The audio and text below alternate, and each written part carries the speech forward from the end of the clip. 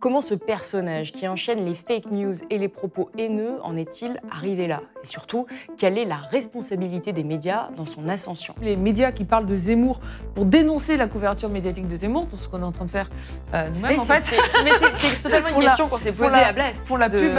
On avait dit qu'on ne prononcerait pas le mot de Zemmour ce soir. C'est une épidémie dans les médias, épidémie à laquelle d'ailleurs on a participé nous-mêmes. Je pense que du coup, maintenant ce qu'il faut faire, c'est ne plus parler de Zemmour comme phénomène médiatique, mais aller déconstruire le discours de Zemmour. Pour vous, le problème, ce n'est pas les journalistes qui ne seraient pas indépendants, c'est qu'on ne laisse pas les journalistes faire leur travail de manière indépendante. Vincent Bolloré, partout où il avance, il détruit les rédactions. Et ça, dans un pays démocratique, c'est une alerte rouge. On ne peut pas les abandonner, c'est-à-dire on peut pas dire CNews, BFM, c'est fini, la solution elle est du côté des médias indépendants. Heureusement qu'il y a des médias indépendants, mais il faut quand même améliorer la qualité et l'indépendance de l'information qui est donnée à tous ceux qui regardent CNews, BFM, LCI.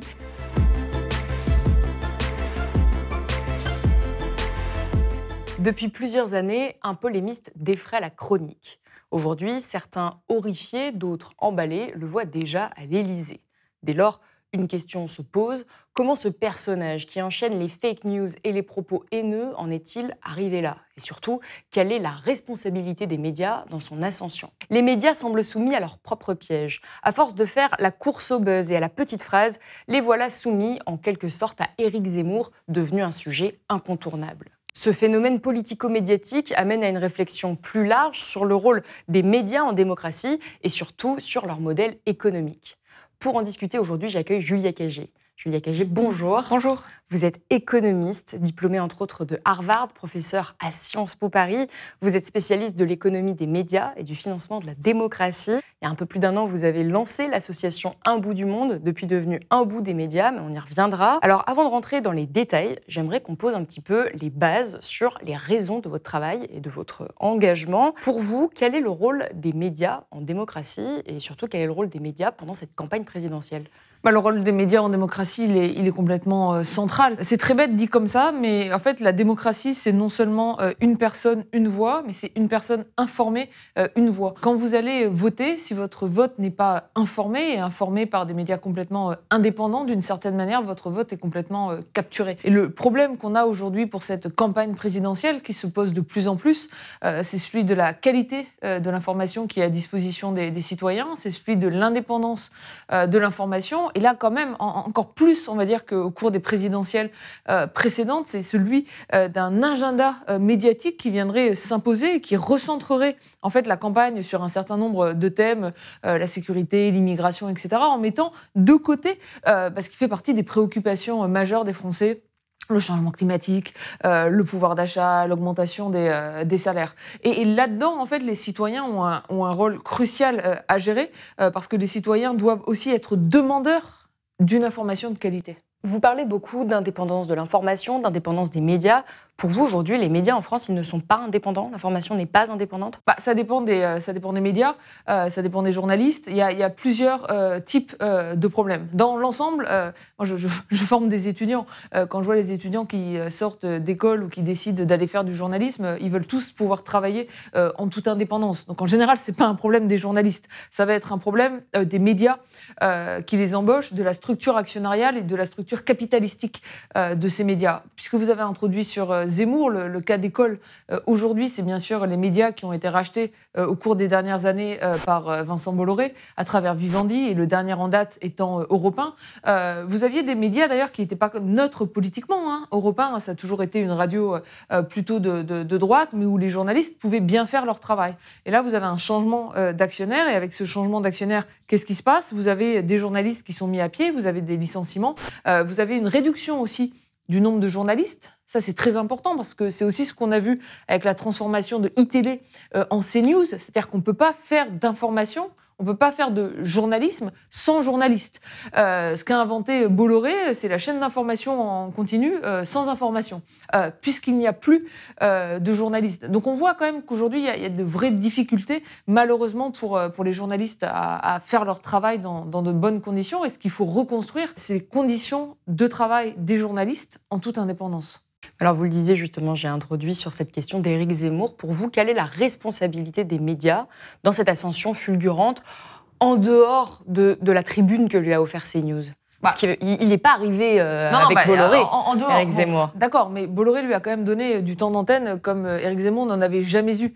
Ensuite, il y a une responsabilité énorme de la part de l'ensemble des médias qui est de traiter d'Éric Zemmour matin, midi et soir. Le paradoxe est là, Éric Zemmour n'est pas officiellement candidat, il est éditorialiste politique. Et le Conseil supérieur de l'audiovisuel demande que son temps de parole soit décompté comme un candidat à la présidentielle. C'est assez inédit, surtout que le CSA rappelle régulièrement sa mission de défense du pluralisme et de la liberté éditoriale des médias. On a l'impression, vous branchez la télé sur absolument toutes les chaînes, il n'y a plus qu'Éric Zemmour. C'est-à-dire qu'on a l'impression que la seule préoccupation des Français, c'est de savoir si Zemmour sera ou non candidat à l'élection présidentielle. Alors après, il faut interroger les raisons pour lesquelles les médias font ça, parce qu'on est en fait dans une course au buzz, on est dans une course à l'audience, et donc ils font le pari que de parler de Zemmour, ça va attirer de l'audience. Ils regardent à droite, à gauche, ils voient ce que font leurs concurrents. Plus leurs concurrents parlent de Zemmour, plus ils vont parler de Zemmour. Et en fait, on se retrouve même là dans un espèce d'effet stressant complètement paradoxal, c'est-à-dire même les médias qui parlent de Zemmour pour dénoncer la couverture médiatique de Zemmour, ce qu'on est en train de faire nous-mêmes.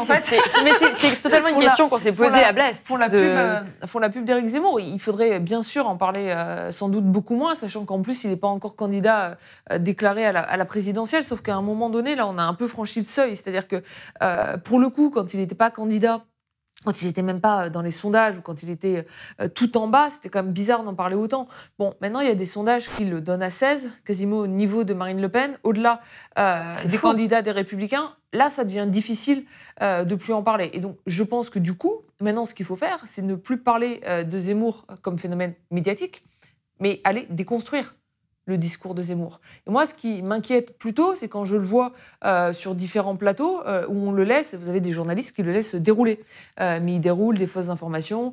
Sans contradiction. Il n'a pas de contradiction en face. Là, je pense qu'à un moment donné, OK, on ne peut pas l'ignorer, il est à 16 dans les sondages, mais il faut lui envoyer des contradicteurs. Il ne faut pas lui envoyer un journaliste économique. Je ne mentionnerai pas une émission de la semaine dernière qui le laisse complètement dérouler absolument n'importe quoi. Envoyez-lui un économiste en face qui vienne lui faire vraiment la contradiction. Il faut aller sur le fond maintenant avec Zemmour. On l'a trop laissé faire le show sur la forme. Vous dites que ce qui provoque ça en partie, finalement, c'est aussi cette course à l'audience, cette course au buzz. En quoi est-ce qu'elle est liée à la structure économique des médias ? Elle est liée au fait que la plupart des médias aujourd'hui sont des médias purement à but lucratif. Et ça se voit très bien sur les chaînes d'information en continu. Après, on peut interroger le modèle économique de la presse papier et des sites d'information. La réussite de Bolloré, au-delà de la problématique éditoriale, c'est aussi une réussite économique. Qu'est-ce qu'il a fait Bolloré ? Il a pris une chaîne qui faisait du journalisme avec des journalistes. Il a fait partir les journalistes.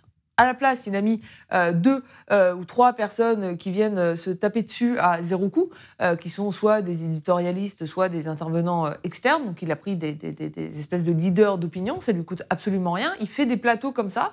Ça a permis d'augmenter l'audience parce que c'est pas du tout exigeant. Et avec l'audience augmentée, il a davantage de revenus publicitaires. Il faut interroger aujourd'hui le modèle économique de ces médias. Alors, pour la télé gratuite, on n'a qu'une source principale de recettes, c'est la publicité. Sauf qu'en fait, la télé gratuite, c'est pas un bien privé. Ce sont des fréquences audiovisuelles. Donc en fait, c'est un bien public qui est donné par l'État et le régulateur à un certain nombre d'actionnaires. Je pense que ça ne vient pas avec assez de contrepartie. Aujourd'hui, il y a déjà quelques règles qui sont définies et encadrées par les conventions qui sont signées entre le CSA et les chaînes. Ce qui est clair, c'est que ces règles sont complètement insuffisantes. Et puis ensuite, il y a un autre travail qui est pour le coup notre responsabilité à tous, c'est qu'il faut qu'il y ait quand même une prise de conscience collective. Là, vous êtes courageuse de faire une émission sur ce sujet-là, parce qu'en fait, il est quand même vrai que la plupart des citoyens, ça ne les intéresse pas fondamentalement de parler du modèle économique des médias. Sauf qu'en fait, le modèle économique des médias, ça a un impact direct sur la manière dont on est informé. Et ça les intéresse. Il faut juste réussir à faire le lien entre les deux. Et quelles sont les conséquences sur la démocratie de ce modèle de financement des médias ? Il y en a plusieurs. D'abord, vous avez quand même de plus en plus de citoyens qui, du fait de la désinformation croissante, mais la désinformation à la fois en termes de fausses nouvelles, fake news, et puis la désinformation parce qu'on a des chaînes d'information qui font de moins en moins d'informations. Donc on est moins bien informés, ne vont plus voter. Ça, c'est quelque chose qu'on connaît en sciences politiques depuis la nuit des temps. C'est-à-dire que plus les gens sont informés, plus ils participent. Moins ils sont informés, moins ils participent. Donc ça, c'est la première chose.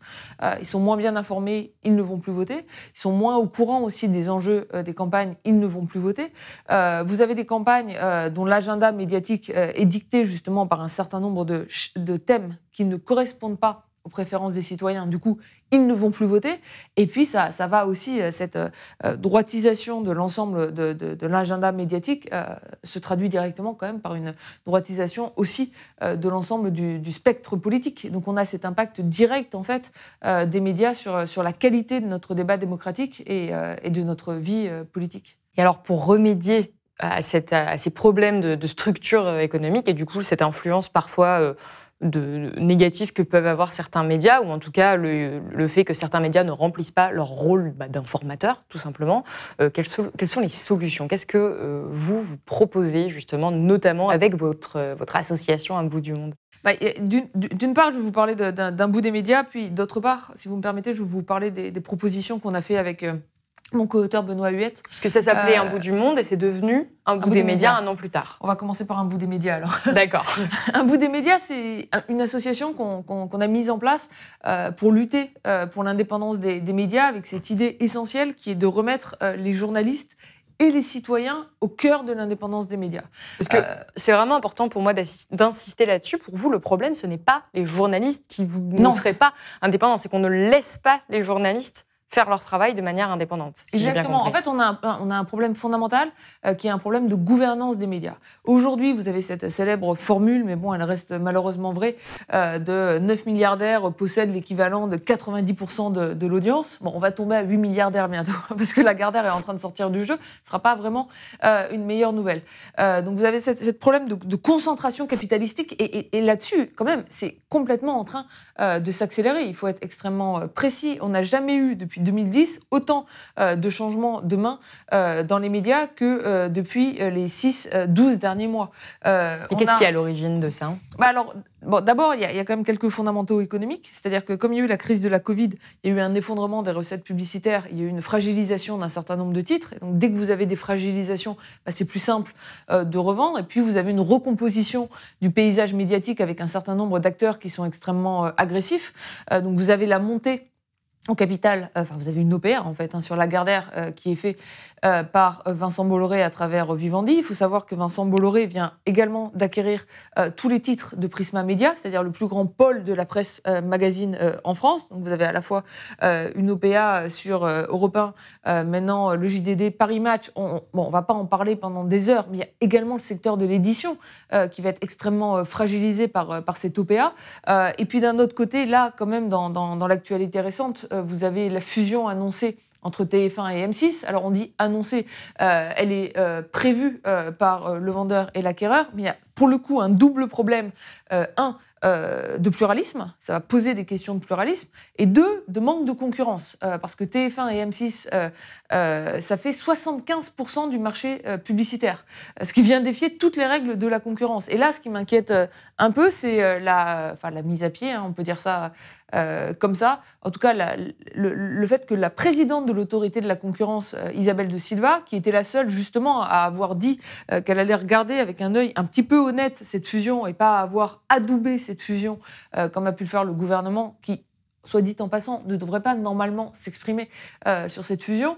Parce que c'est des chaînes privées hier. Non, pas parce que c'est des chaînes privées, parce que vous avez eu en 2008 un transfert à l'autorité de la concurrence des problématiques liées justement aux questions de concurrence et de concentration. Donc avant, ça relevait du gouvernement, et justement, on a créé une autorité de la concurrence indépendante, qui est censée être indépendante, pour que ça soit justement des questions traitées en toute indépendance. Et là, en fait, vous avez cette fusion extrêmement importante. Vous avez un deuxième dossier sur le bureau de l'autorité de la concurrence, qui est l'OPA de Lagardère, l'OPA de Vivendi sur Lagardère, avec notamment le problème du secteur de l'édition. Et du jour au lendemain, là, le 15 octobre, vous deviez avoir un renouvellement d'Isabelle De Silva, et on nous dit, elle n'est pas renouvelée.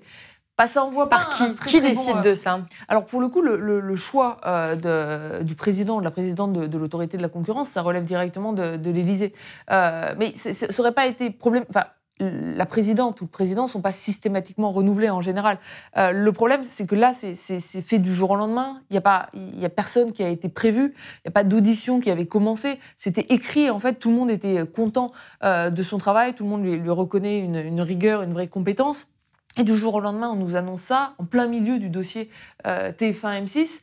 Et c'est vrai qu'en termes de pluralisme, il faut quand même vraiment s'interroger. Et donc, du coup, vous, pour remédier à cette hyper-concentration et à vous écouter, on comprend que ça ne va pas en s'arrangeant. Hein. Les médias continuent à se concentrer dans les mains de moins en moins de personnes et ça peut sembler effectivement inquiétant pour la démocratie. Vous avez créé donc l'association Un bout des médias.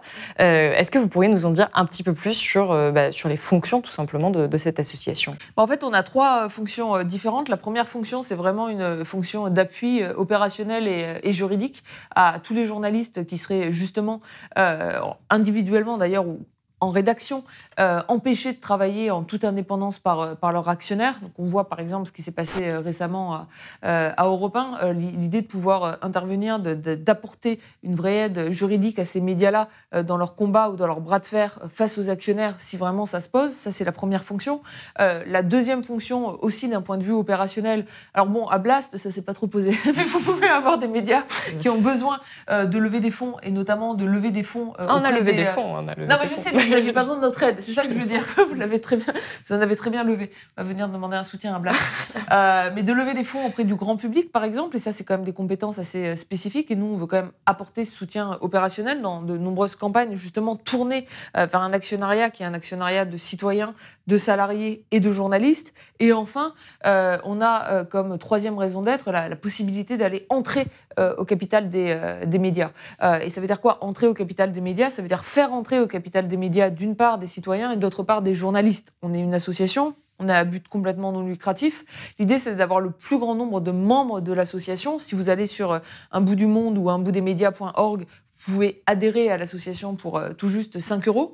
Et l'idée, c'est à la fois aussi d'avoir un travail de plaidoyer assez fort, c'est-à-dire de dire aux citoyens, d'une certaine manière, vous avez aussi les médias que vous méritez. Donc, plutôt que de dire on ne fait plus confiance aux médias, les journalistes tous pourris, non, intrinsèquement, un journaliste n'est pas pourri. Encore une fois, quelqu'un qui devient journaliste, il a envie d'informer. Enfin, c'est un métier qu'on choisit. Je sais pas, c'est comme pour être médecin. Vous êtes médecin parce que vous avez envie d'aller guérir les gens. Si après, vous n'avez pas les moyens de travailler à l'hôpital, c'est pas parce que vous êtes un mauvais médecin. Il faut interroger le financement de l'hôpital. C'est un peu pareil pour les médias. Il faut interroger le financement des médias, la gouvernance des médias. Donc ça, c'est l'association d'une part.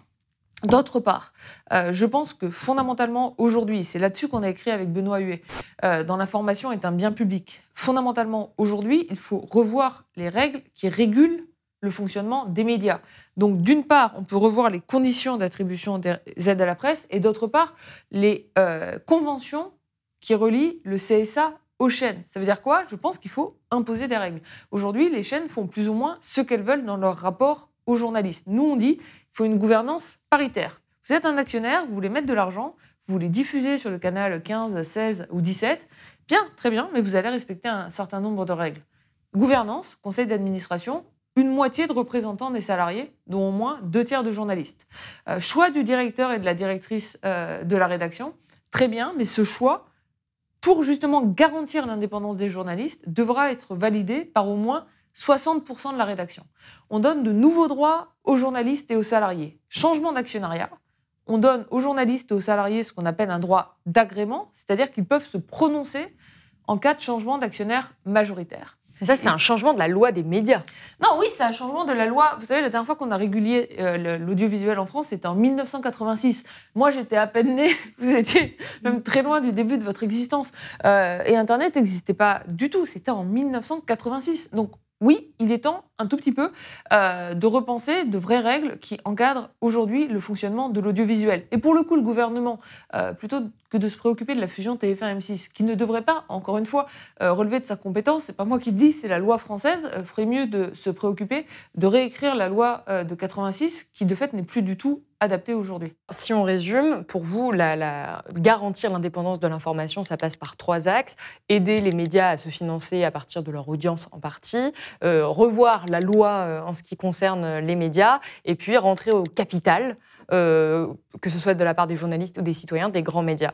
Moi, quand je vous ai rencontré il y a 1 an, votre objectif principal, ou en tout cas ce dont vous parliez, c'était justement d'entrer au capital des grands médias, de devenir actionnaire des grands médias. Aujourd'hui, vous semblez avoir étayer un petit peu cette stratégie pour garantir l'indépendance des médias. Est-ce que c'est parce que ça n'engage pas vraiment quand on parle simplement des grands médias? Non, c'est même plus compliqué que ça. Pour être tout à fait honnête, pour rentrer au capital d'un média, il faut que le média ouvre son capital. Et en fait, vous avez quand même des actionnaires en place aujourd'hui qui n'ont pas fait un investissement dans les médias uniquement pour des raisons économiques, qui ne sont pas à la recherche d'investisseurs, mais qui essaient de garder la main sur les médias qu'ils ont acquis. Et donc, à partir du moment où vous n'avez pas de changement de main capitalistique, il n'y a pas de place pour rentrer. Ça ne veut pas dire qu'on abandonne cet objectif. Il va se poser. Ça s'est posé dans l'actualité récente. Ça s'est posé avant que l'association Un bout des médias soit créée. Des cas où vous aviez un actionnaire, je pense par exemple au Nouveau Magazine littéraire qui a été vendu du jour au lendemain par son actionnaire à lire contre l'avis et l'opinion des salariés. Et d'ailleurs, tous les journalistes sont ensuite partis. Enfin, la fusion a tué, comme il était écrit, le Nouveau Magazine littéraire. À ce moment-là, les salariés étaient prêts à le reprendre, mais l'actionnaire ne voulait pas, les salariés manquaient de moyens. Bon, là, on aurait eu un bout des médias avec quelques dizaines ou centaines de milliers d'euros. On aurait pu en fait venir faire la bascule et permettre à ce journal de continuer à vivre et à employer des journalistes dans de bonnes conditions, ce qui n'est absolument plus le cas. Pour les plus grands médias, c'est vrai que si jamais il n'y a pas d'action mise sur la table, c'est dur de les acquérir. Bon, nous, on ne va pas aller dormir pendant ce temps-là, parce qu'on ne servira à rien, puis c'est pas pour ça que la situation n'est pas en train de se dégrader. Donc on essaie de prendre l'ensemble des armes à notre disposition, et puis on va faire au mieux pour avec ces armes-là, améliorer petit à petit la situation.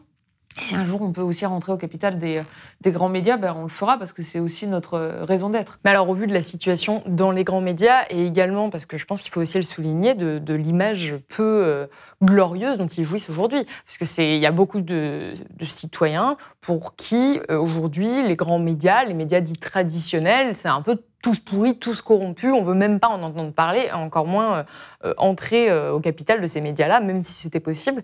Est-ce que finalement, la solution n'est pas dans les médias indépendants? Je prêche un peu pour ma paroisse. Non, mais il y a les deux. Mais attendez, si je regarde... Pour vous, c'est vraiment les deux qu'il faut... Si je regarde mes dépenses cumuler. À la fin du mois, je n'ai pas encore donné à Blas, mais... Il faut, donner. Je suis un reporter, Mediapart, je suis abonné au Jour, je pourrais les multiplier. Hein. Donc là, il y a une campagne qui est lancée par Médiacité. Je pense qu'il faut venir en appui à Médiacité. Enfin, je suis la première à défendre vraiment et très sincèrement les médias indépendants. Ensuite, on parle de la démocratie, là. En fait, on ne parle pas de vous et de moi. Et si on parlait de vous et de moi, finalement, avec un portefeuille de médias indépendants, puis le fait qu'on a aussi pas mal de moyens à investir dans les médias, on pourrait s'en trouver très bien informés.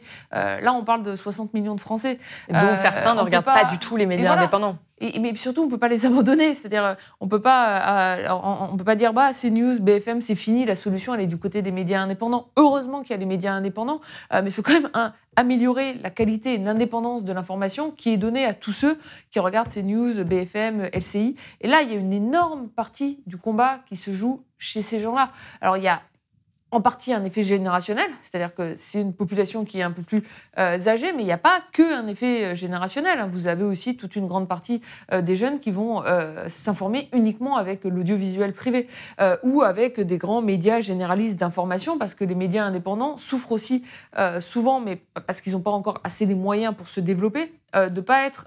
ils sont généralistes, mais ils ne peuvent pas avoir une couverture exhaustive de l'information, simplement parce que les rédactions, au départ, sont trop petites.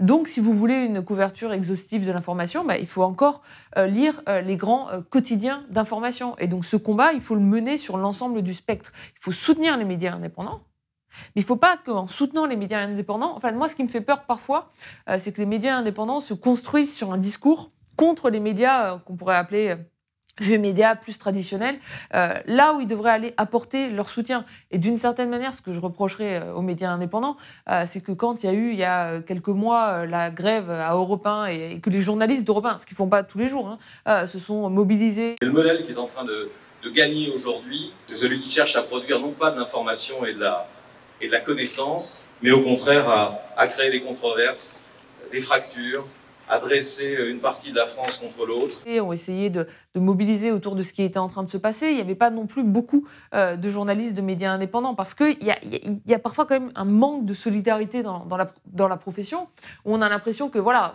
moi, j'ai pas de problème d'indépendance parce que je me suis battu pour, et puis si mon voisin en a, c'est parce qu'il a des problèmes dans son rapport avec l'actionnaire. En fait, c'est un problème qui est plus général. Et c'est vrai que pour aller mobiliser le grand public sur ces thèmes, ça serait déjà bien d'arriver à mobiliser entièrement la profession de journaliste. Juste pour la petite histoire, nous, à Blast, on a soutenu les journalistes. Non, mais sur les réseaux sociaux, et voilà, on a soutenu publiquement ces journalistes qui faisaient grève. Mais en tout cas, j'ai une dernière petite question, et qui n'est pas des moindres, c'est que finalement, on a...